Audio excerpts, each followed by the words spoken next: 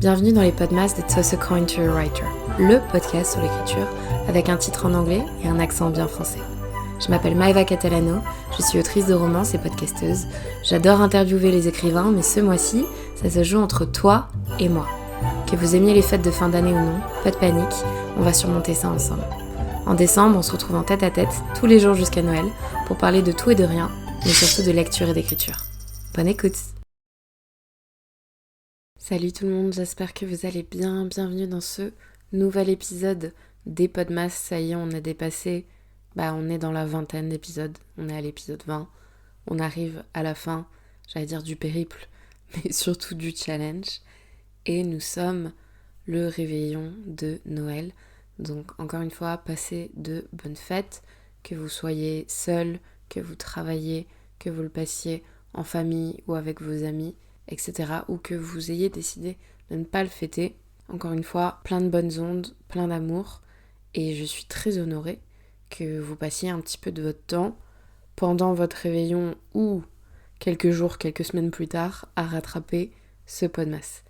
Aujourd'hui, comme je vous l'ai annoncé dans l'épisode d'hier, je voulais faire un bilan 2023 côté écriture, pas vraiment côté lecture, ça va venir un peu dedans, mais c'est pas le truc principal.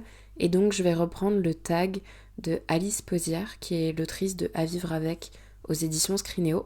Elle l'a créé il y a quelques années. C'est un tag qui s'appelle The End of the Year Writing Tag, qui a été repris par plusieurs bookstagrammeuses, créatrices de contenu, autrices. J'avoue ne pas être encore allée voir ce que les collègues avaient fait cette année. J'ai vu que le tag était passé, mais je voulais pas être influencée. Donc j'ai tout enregistré, que ce soit niveau podcast, niveau vidéo YouTube, et même les posts un peu, parce que certains l'ont fait sous forme de posts Instagram. Ce genre de choses, bref, tous les contenus. J'ai mis ça de côté pour aller voir ensuite. Et donc, je vais sortir les petites questions. On rentre dans le vif du sujet aujourd'hui. Il y en a une dizaine, et on va essayer d'avancer ensemble. Alors, d'abord, on va faire un espèce de petit bilan général de 2023. J'ai beaucoup hésité sur le titre de ce Podmas, de cet épisode, parce que si je faisais un bilan traditionnel, entre guillemets, comme j'ai pu le faire sur mon compte Maeva Catalano ces dernières années, donc au moins ces 2 dernières années, concrètement, ce bilan-là de 2023 purait la mort à côté. Parce que j'ai fait énormément de choses en 2021 et en 2022. Et donc à côté, en 2023, je pourrais avoir l'impression, c'est pour ça que j'utilise conditionnel, l'impression de n'avoir rien fait, de n'avoir rien accompli. Si je regarde mes bilans traditionnels et si je regarde les bilans classiques qu'on peut trouver sur Instagram et partout ailleurs, 2023 c'est une année 0 pointée.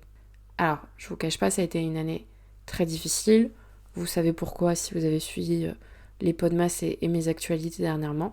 Puis de toute manière, on a tous des hauts et des bas, que ce soit personnel, professionnel ou de plein d'autres façons. Et c'est vrai que 2023 a été une année très très compliquée. 2020 avait été super compliqué pour moi. Et 2021-2022, j'avais eu une bouffée d'air pur, surtout du point de vue de l'écriture, lecture, etc. Donc là, avoir l'impression de replonger un peu, c'est un peu délicat. Et puis c'est surtout que avec les réseaux et avec les podcasts et bref, dans la création de contenu, même si on veut être authentique et partager le plus possible, on a quand même tendance à regarder le positif et à vouloir transmettre du positif. Et voilà, c'est un petit peu compliqué de trouver un équilibre.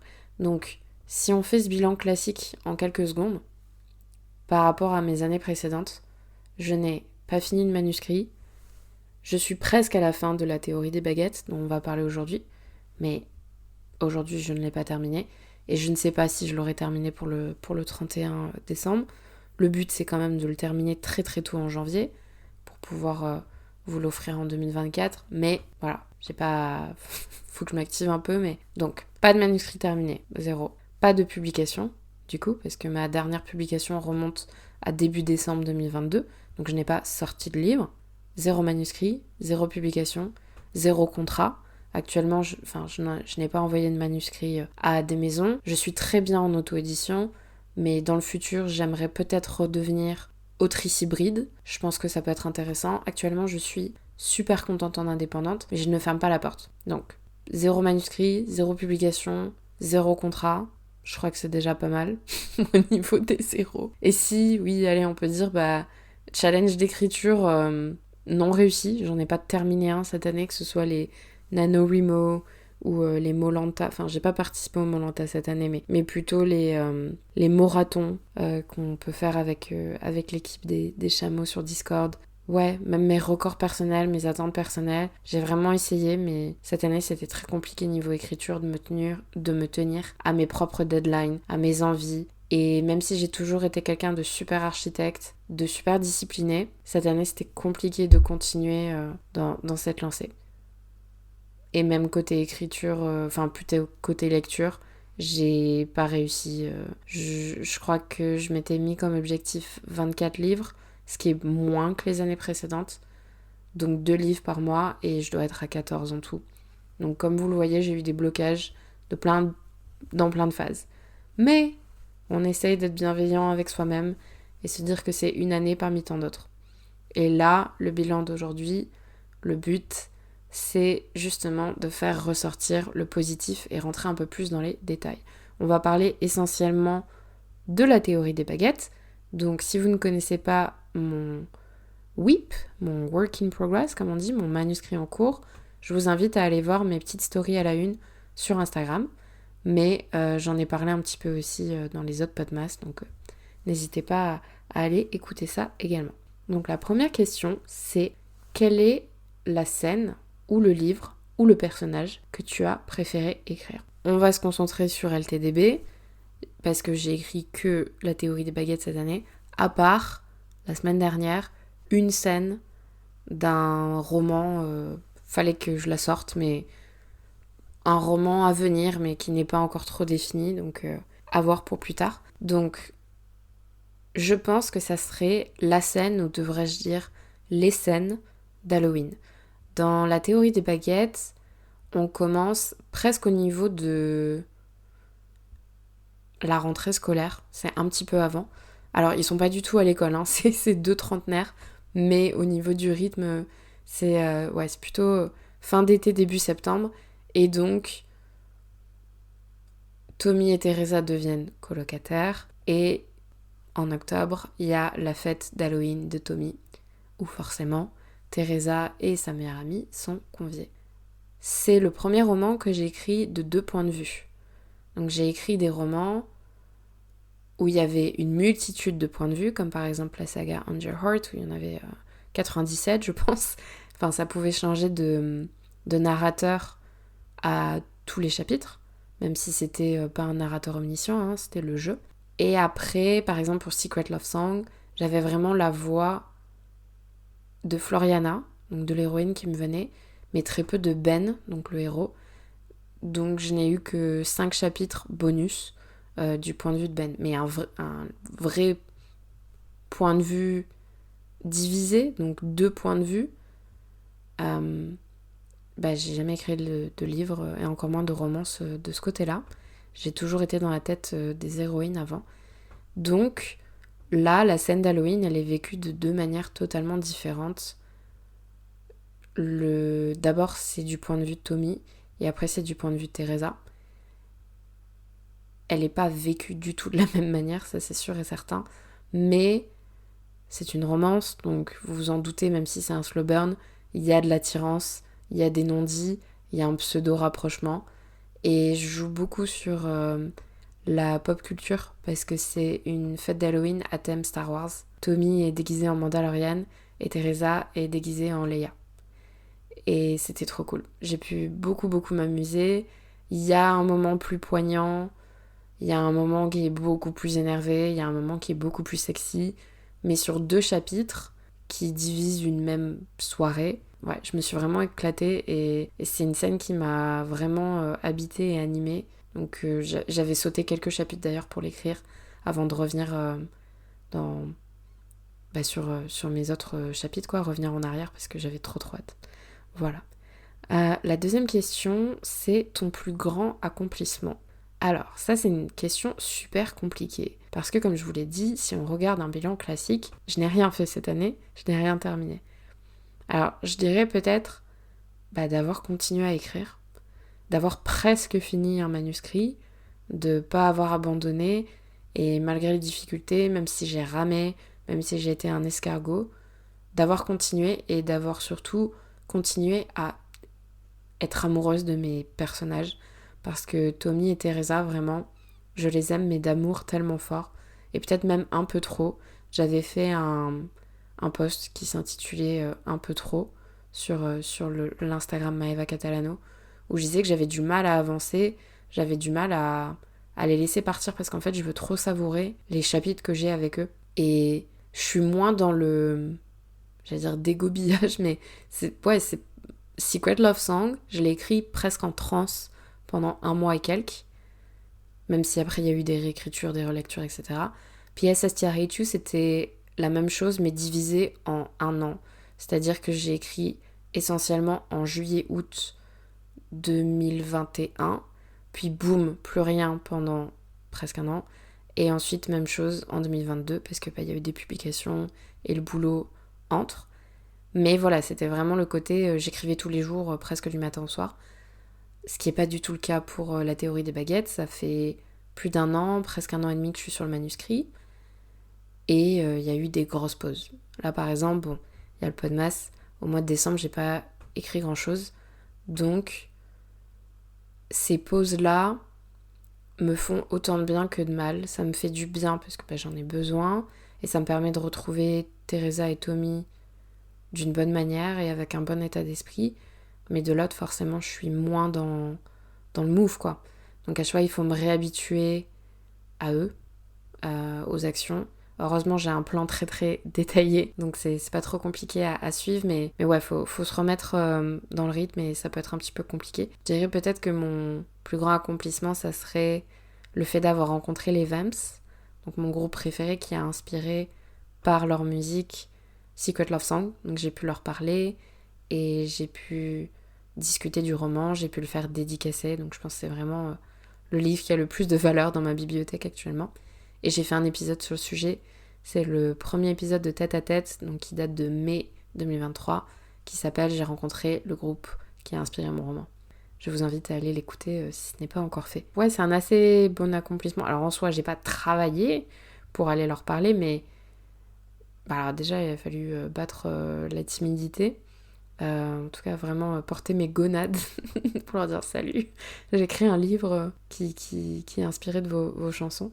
Mais le travail a été fait en amont avec le livre, quoi, avec Secret Love Song, donc c'est cool. La troisième question, c'est le plus gros défi que tu as relevé.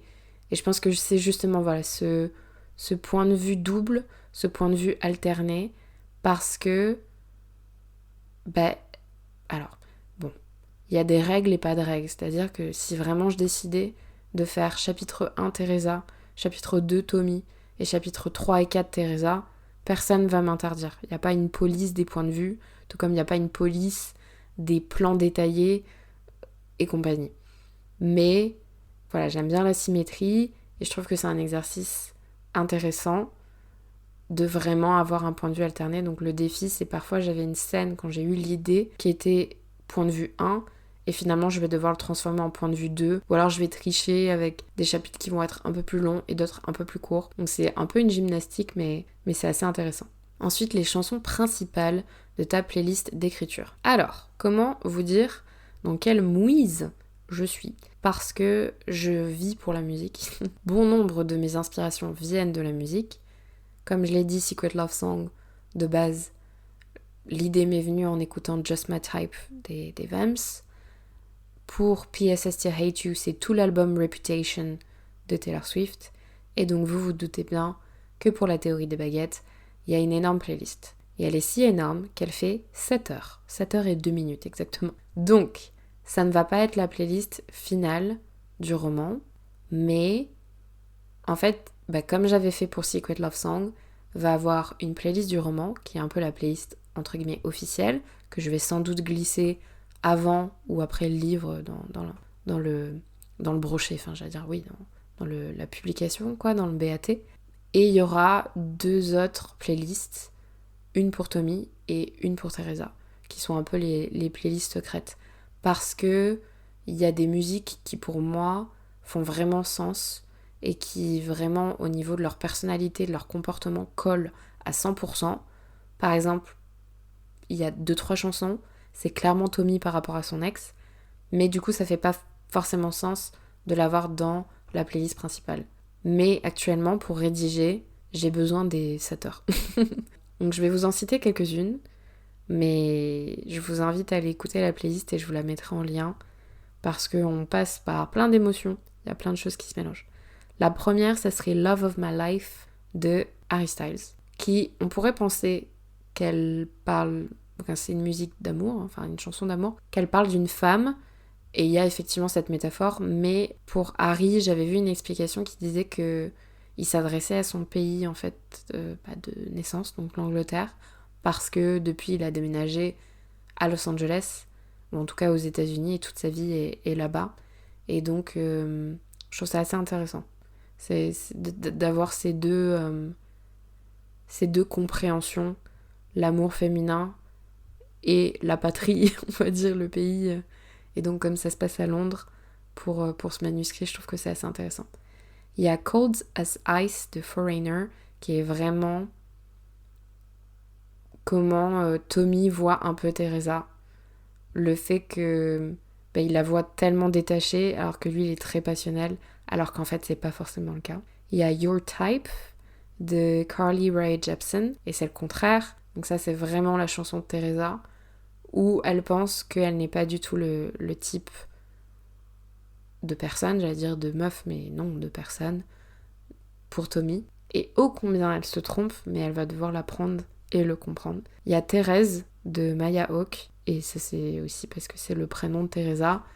Les prénoms et les noms me viennent aussi souvent de séries et de musique, et j'avais déjà eu l'idée de Teresa, mais cette musique me l'a confirmé. Il y a Paper Houses de Niall Horan d'ailleurs, faut que j'arrête avec les prononciations anglophones, qui est une très belle musique, mais qui montre que les deux loustiques aussi ils ont pas mal de chemin à faire et de deuil à faire sur d'anciennes relations et sur ce que voient ou pensent voir d'eux, leur entourage et leur famille. Il y a Sacred de Nina Nesbitt.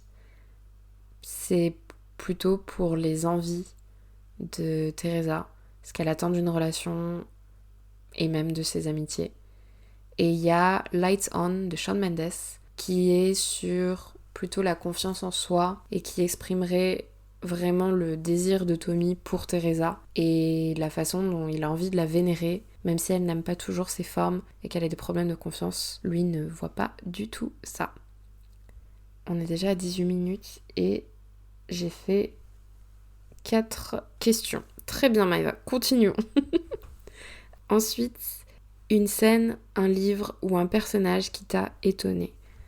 Comme beaucoup de fois, je me laisse souvent étonner et surprendre par mes personnages secondaires. Par exemple, dans Secret Love Song, je sais que énormément de personnes ont aimé Kenneth, qui est le meilleur ami du héros. Et j'ai kiffé l'écrire, mais de base, je le voyais pas prendre autant de place. Dans P.S. I Still Hate You, on a, j'allais dire Maritza, mais non, on a Lupita, Penelope, la meilleure amie de l'héroïne, et pareil, voilà, avec un état d'esprit, une personnalité très pétillante. Et là, encore une fois, c'est souvent les meilleurs amis. Donc il y a Addie Burton, qui est la meilleure amie de Teresa, qui est également actrice. Et il y a toute une storyline avec elle que je n'avais pas du tout prévue. Et elle n'est pas terminée là, au moment où j'en suis. Et j'adore. En fait, vraiment, c'est quelque chose dont j'ai eu l'idée ensuite. Et ça colle parfaitement. Ça lie avec Teresa, mais ça lie aussi avec Tommy. Ça lie avec leur entourage. Et j'ai hâte de voir comment je peux goupiller tout ça. Et sinon, il y a un autre personnage qui s'appelle Moira, qui fait partie du groupe de Donjons et Dragons de Tommy, qui est presque sa seule amie fille à ce moment-là. Et même chose, elle n'était pas censée prendre autant de place.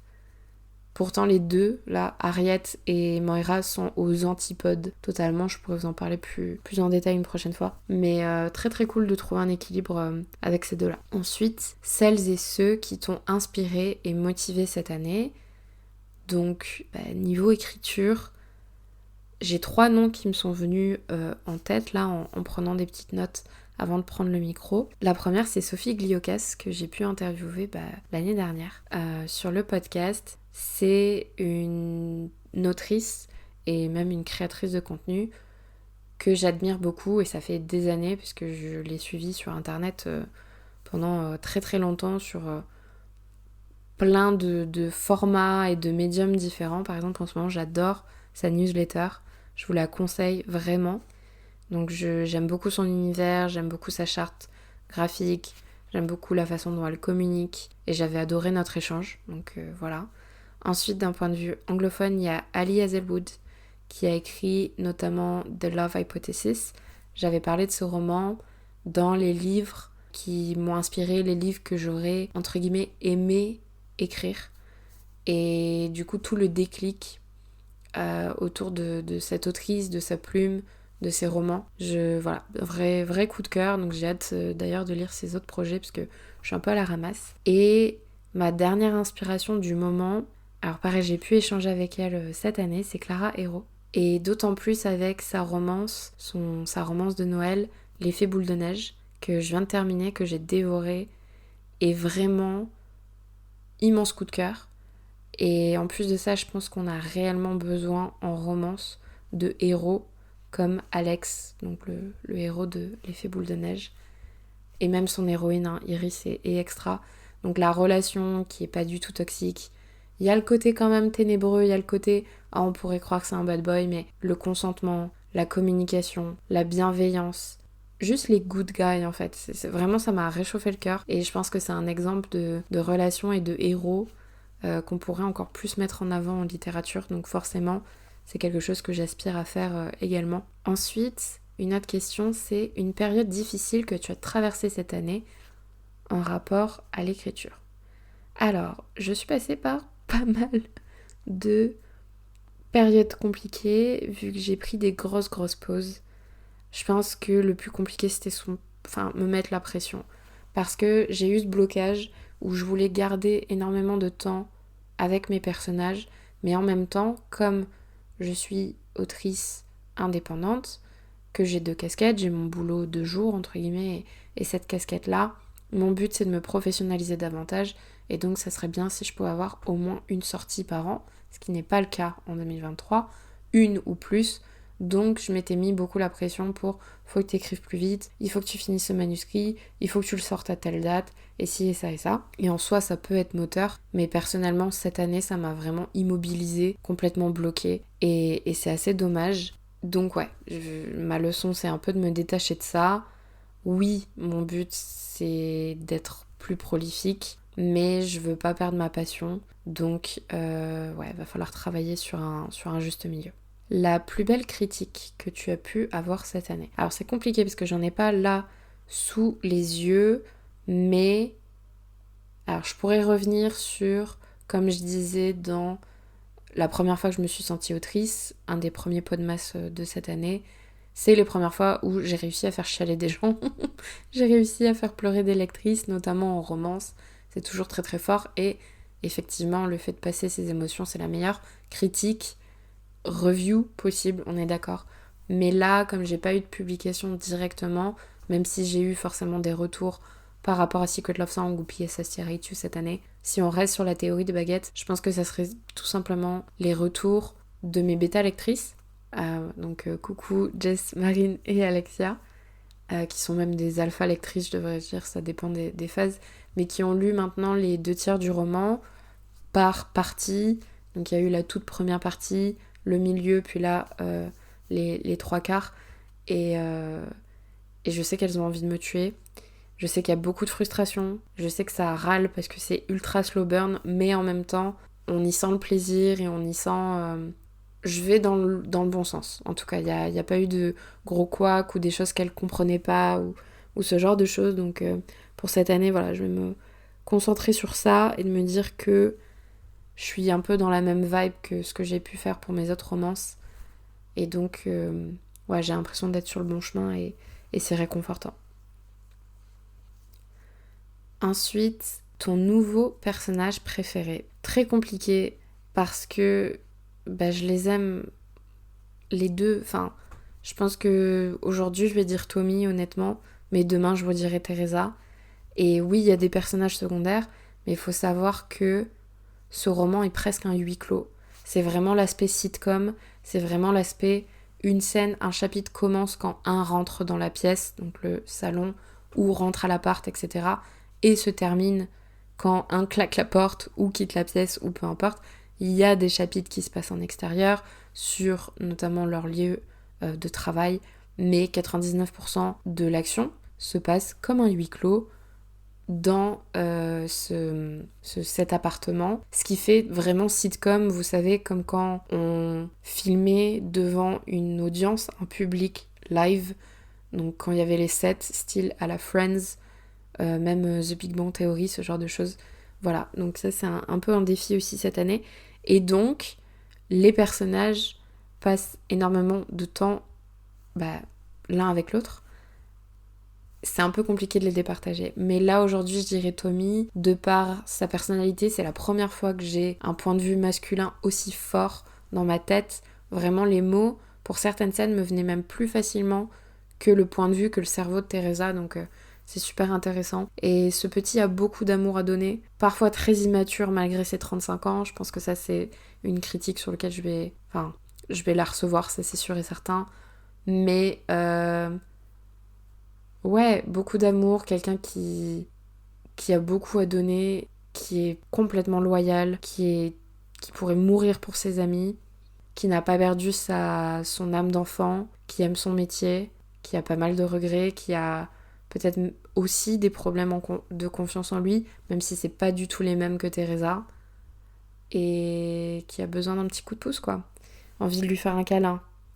Teresa aussi, mais voilà. Une autre question, une chose que tu as appris cette année, toujours par rapport à l'écriture. Je pense que ce que j'ai appris, c'est vraiment laisser le temps au personnage de s'apprivoiser. Parce que moi, je les connais, mais dans les dialogues, ça c'est vraiment un truc qu'on peut pas sortir hors contexte écriture, parce que vraiment, si on parle à des gens qui n'écrivent pas et qui sont pas du tout dans le monde livresque, qui s'y intéressent pas, ça fait un peu perché, mais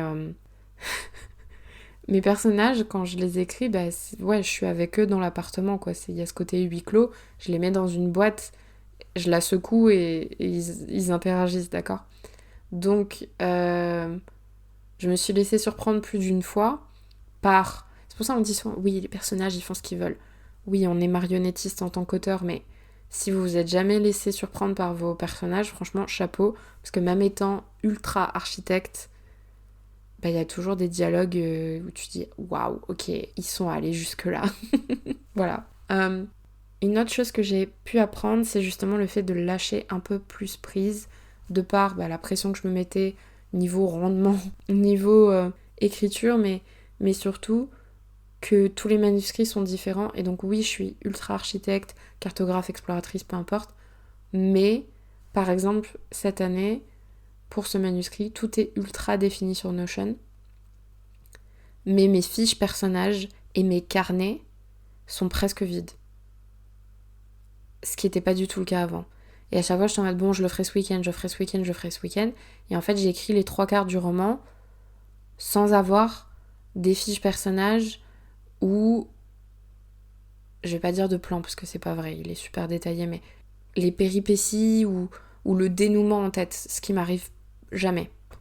Donc peut-être que ça va être un gros problème au niveau de la réécriture, ça c'est un problème pour mon moi futur, mais je me dis aussi que ça fait du bien de savoir épauler, de savoir que j'ai la charpente avec mon plan, mais qu'après ma maison, je la remplis un peu comme je veux, quoi. Je finis mes travaux comme je peux. Donc voilà. À voir sur la suite ce que ça donne, si c'était positif ou négatif à la fin, mais en tout cas c'est ce que j'ai appris cette année. Et donc la dernière question, tes objectifs pour l'année prochaine, écoutez, on va rester très simple. Finir le manuscrit s'il n'est pas terminé au 31 décembre, sortir la théorie des baguettes. J'aimerais énormément au premier trimestre, donc d'ici mars, on verra. En tout cas, ça serait le plan, et après je peux me consacrer à d'autres choses, mais ensuite revenir sur des bonus, donc écrire le bonus qui va se passer à Las Vegas de Secret Love Songs, donc c'est un peu comme un tome 1.5 de Coffee First, ça fait un petit moment que je vous en parle, ça c'est un truc que j'aimerais en plus vous offrir notamment dans ma newsletter, donc vraiment travailler un peu plus les bonus entre justement des gros projets pour m'aérer l'esprit, peut-être pourquoi pas travailler sur une nouvelle ou un petit recueil de petites scénettes, de petites histoires avec tous mes personnages à la période de Noël pour l'année prochaine. Voilà, ça peut être une idée comme ça. Et bien sûr, commencer et finir un autre manuscrit. On verra lequel, on verra si c'est le cas, on verra s'il y en aura plus ou pas, mais actuellement, j'aimerais énormément écrire PIC, j'allais vous dire le titre, donc PIC, qui est ma prochaine romance hockey sur glace et patinage, qui va se passer au Canada, dans les alentours de Vancouver. Ça fait plus d'1 an que je vous en parle, et ça fait, presque 2 ans que j'ai eu l'idée. Non, ça fait 2 ans que j'ai eu l'idée, donc ça fait 2 ans que je vous en parle. Parce que ça fait 2 ans que je suis allée à Vancouver. Et j'ai eu l'idée avant. Donc ça fait au moins 2 ans et demi que j'ai eu l'idée. Mais la vie a fait que je l'ai pas encore écrit. Donc ça serait ma priorité. Mais, encore une fois, je veux pas trop m'avancer parce que la théorie des baguettes n'était pas prévue. Et les personnages se sont vraiment assis sur mes genoux, quoi. Ils m'ont dit, tu vas nous écrire maintenant. Donc peut-être que l'année prochaine, on refait ce bilan. Et je vais vous dire, alors j'ai toujours pas écrit PIC. Et j'ai écrit en attendant, parce que voilà. Donc on verra où l'inspiration me mènera. Mais dans tous les cas, j'ai hâte d'échanger avec vous sur le sujet. J'ai hâte qu'on puisse parler de la théorie des baguettes, donc de ma rom-com et des nouveaux manuscrits, quoi. Donc si vous avez des questions à propos de ça, n'hésitez pas. Et sinon, on se retrouve demain pour le dernier épisode des Podmas. Encore une fois, bon réveillon, joyeux Noël et à très vite. Salut! Merci encore d'avoir écouté cet épisode de Toss a Coin to Your Writer. N'hésitez pas à laisser des petites étoiles ou un commentaire d'ailleurs sur votre plateforme de prédilection comme Spotify, Apple, Deezer ou autre, et de m'envoyer une capture d'écran sur Instagram à Maeva Catalano ou à Toss a Coin to Your Writer. Je vous mettrai les liens en description. Je tire au sort une personne toutes les semaines de décembre pour gagner un de mes livres. Bonne chance et on se retrouve demain pour un nouvel épisode. Salut!